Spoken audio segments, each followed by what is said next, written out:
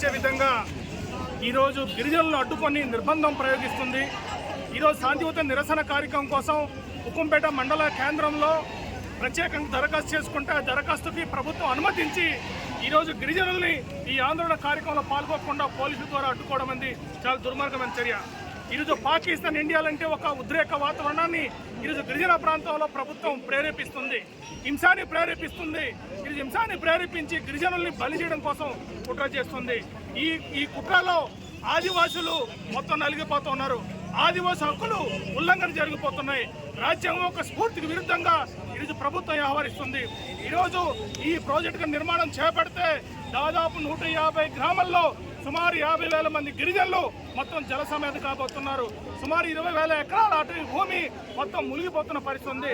సాంప్రదాయ పంటలు కాఫీ, మిరియాలు ఇటువంటి ఒక సాంప్రదాయకమైన వాణిజ్యపరమైన పంటలు కూడా మొత్తం సర్వనాశనం చేయబోతుంది. ఈరోజు ఉద్యోగం ఇస్తాం, ఉపాధి ఇస్తామని చెప్పి ప్రభుత్వం మాయమాటలు చెప్తుంది. ఈరోజు గిరిజనులకి రాజ్యాంగం ప్రకారంగా స్పెషల్ డిఎస్సీ ప్రకటన చేయలేదు, రిజర్వేషన్ 100% రిజర్వేషన్ ఇవ్వలేదు. కానీ హైడ్రోపార్బెట్ కట్టి గిరిజనులు సమావేశం చేసి జల సమాధిలో గిరిజనులకు ఉద్యోగాలు ఇస్తామని చెప్పడం చాలా నమ్మశక్యంగా లేదు. ఇది చాలా మోసపూరితమైన విధానం అని చెప్పి భావిస్తున్నాం. ఇప్పటి వరకు సీలర్ హైడ్రోపవర్ ప్రాజెక్టు కానీ, మాచికండ్లో కానీ, లేదా దుమ్ముగూడెం ప్రాజెక్టులో కానీ స్థానిక ఆదివాసులకి ఉద్యోగం కల్పించింది కేవలం వేలలో లెక్క పెట్టవచ్చు. కానీ ఈరోజు అటువంటి ఉద్యోగం ఇప్పిస్తామని చెప్పి మాయమాటలు చెప్పి గిరిజన ప్రాంతం ఉంచడం కోసం ఒక ప్రభుత్వం కుట్రపూరితంగా చర్య తీసుకుంటుంది. ప్రభుత్వం తక్షణమే స్పందించి హైడ్రోపార్బెట్ ఒప్పందం కానీ రద్దు చేయకపోతే ఏజెన్సీలో ఉన్న ఆదివాసులందరూ కూడా ముక్తకంఠంతో ప్రభుత్వానికి వ్యతిరేక ఉద్యమాలు చేపడతారని చెప్పి మేము ప్రభుత్వానికి హెచ్చరిక జారీ చేస్తున్నాం. శాంతియుత ఆందోళనలో, ప్రజాస్వామ్యంగా జరుగుతున్న ఆందోళనలో పోలీసులు పర్మిషన్ ఇచ్చి కూడా ఈరోజు ప్రభుత్వం నిర్బంధం ప్రయోగించి గిరిజనులు భయభ్రాంతులకు గురి చేస్తుంది. దీన్ని మేము తీవ్రంగా ఖండిస్తున్నాం చెప్పి కూడా ప్రభుత్వాన్ని మేము హెచ్చరిక చేస్తున్నాం. అదే కాకుండా ఈరోజు శాంతియుతంగా నిరసన తెలియజేస్తున్న ఆదివాసుల మీద అక్రమ కేసులు బనాయించే పద్ధతిలో ఈరోజు అరకు, అనంతగిరి ప్రాంతం, ఉక్కంపేట ప్రాంతంలో పోలీసులు ఆహ్వానిస్తున్నారు. లోపల సిఆర్పిఎఫ్ బలగాలు ఉన్నారు.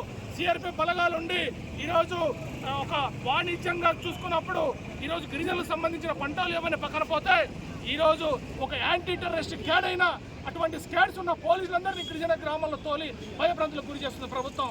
ఇది ప్రభుత్వం ప్రజాస్వామ్యంగా పనిచేస్తుందా?